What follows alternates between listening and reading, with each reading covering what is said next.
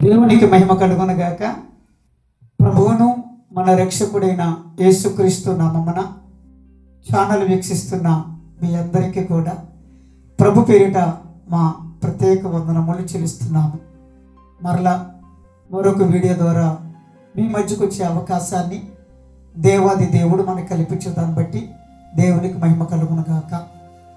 ఈరోజు మొదటి రాజుల గ్రంథము 18వ అధ్యాయము 3వ వచనములో ఉన్న ఒక భక్తుని గురించి లేదా ఒక వ్యక్తిని గురించి మనము ధ్యానం చేద్దాం. అతడి పేరు ఓబద్యా. దేవుని గ్రంథములో ఓబద్యా అనబడుతున్న వారు 13గా మనకు కనబడుతూ ఉంటారు. ఒక్కొక్కరు ఒక్కొక్క కాలంలో ఒక్కొక్క భక్తుల దగ్గర మనకు వారు కనబడుతూ ఉంటారు. అయితే ఈ మొదటి రాజుల గ్రంథము ఈ 18వ అధ్యాయము 3వ వచనంలో కనబడుతున్న వ్యక్తి అహాబు రాజు దగ్గర గృహ నిర్వాహకుడిగా ఉంటున్న వ్యక్తి. ఇతడిలో ఒక మంచి గుణాలు, ఒక 4 గుణాలను మనము చూడగలం. మొదటిగా ఇతడి గురించి ఏమో రాయబడిందంటే యెహోవా యందు భయభక్తులు గలవాడు అని.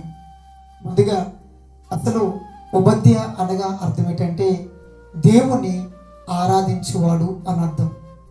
దేవుని ఆరాధించువారు ఆత్మతోనూ సత్యముతోనూ ఆరాధించవలని దైవలేఖనం తెలియజేస్తుంది. నిజంగా భక్తికి తగ్గ లేదా పేరుకు తగ్గ ఆరాధించే వ్యక్తి.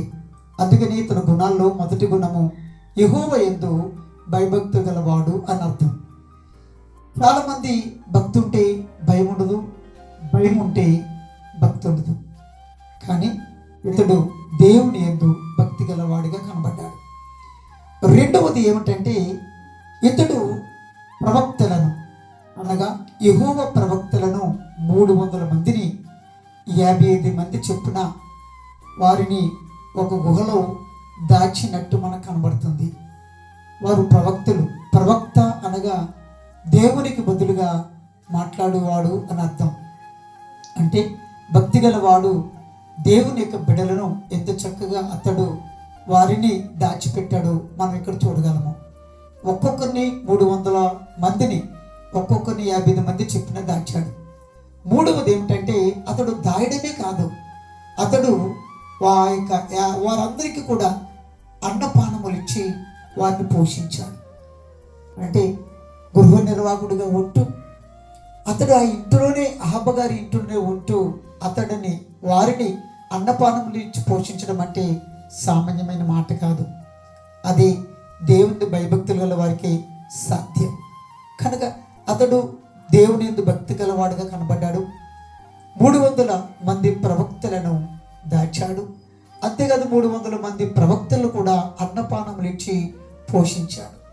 ఒక దినాన మరి దేవుడు ప్రత్యక్షమై యెహోవా ప్రత్యక్షమై ఏలియా గారికి నీవు వెళ్ళి అహాబుతో ఈ విషయం చెప్పు అన్నప్పుడు అతడు వెళ్తుండగా అలాగని అహాబు గారు ఈ గృహ నిర్వాహకుడైన ఓబద్యా కూడా వారు కూడా పశువులకు నీళ్లు దొరుకుతాయేమని, పశువులకు ఆహారం దొరుకుతాయేమని వారు కూడా ఒక త్రోవని వెలుచుండగా ఒక్కొక్కరు ఒక్క త్రోవని వెలుచుండగా ఒక్క సమయాన్న ఏలియా గారికి ఓబద్యా తారసైపోతాడు.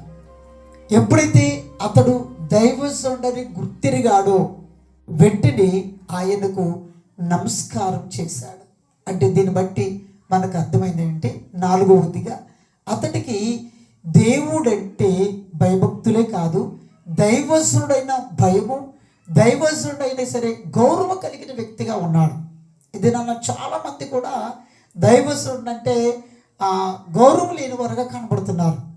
మనము పెద్దలను గౌరవించమని, తల్లిదండ్రులు గౌరవించమని దైవలేఖనం తెలియజేస్తుంది. అలాంటి వారు ఈ భూమి మీద దీర్ఘాయుష్మంతులుగా ఉంటారట. మరి ఈ ఓబద్యా అలా కాదు. కనబడగానే నువ్వు దైవజనుడని గుర్తిరిగి అతనికి వెంటనే నమస్కరించాడు, గౌరవించాడు. అంతేకాదు ఈ వార్తను అహాబుకు చెప్పమన్నప్పుడు అహాబుతో మరలా అహాబుకు చెప్పమన్నప్పుడు ఏలియాతో ఈ విధంగా మాట్లాడుతున్నాడు. అతడు అయ్యా నేను దేవుని భయభక్తుల వాడిని నీకు తెలుసు కదా అని అతను యొక్క సాక్ష్యాన్ని మనం చెప్తాడు. అప్పటికి ఎరుగుదువు కదా అని అంటే ఒక మంచి సాక్ష్యము, అతని యొక్క సాక్ష్యము బయలుకు వెడలింది. మన సాక్ష్యము అక్కడే ఉండిపోతుందేమో తెలుసుకో. ఇతడు కూడా ఓబద్య ఒక మంచి సాక్ష్యము కలిగిన వ్యక్తిగా మనం కనబడుతున్నాడు. ప్రియమైన బిడ్డలారా గమనించండి, ఇది నాన్న చాలా మందిలో భక్తి ఉంటే భయం లేదు, అలాగే రెండు ఉంటే మంచి సాక్ష్యము లేదు. అంత మంచి సాక్ష్యాన్ని కలిగిన వ్యక్తి ఓబద్య మనకు కనబడుతున్నాడు. మరి నేను కూడా ఏ విధంగా ఉన్నాం చూసాం కదా.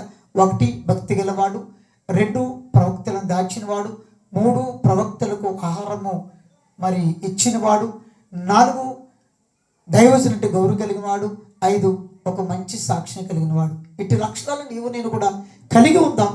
దేవుడు ఇంకా బహుగా ఎదుగుదాం. దేవుడు నిన్ను నీ కుటుంబాన్ని కూడా ప్రభు దీవించి ఆశీర్వదించును గాక. ఆమేన్. ఆమేన్. Thank you. May God bless you.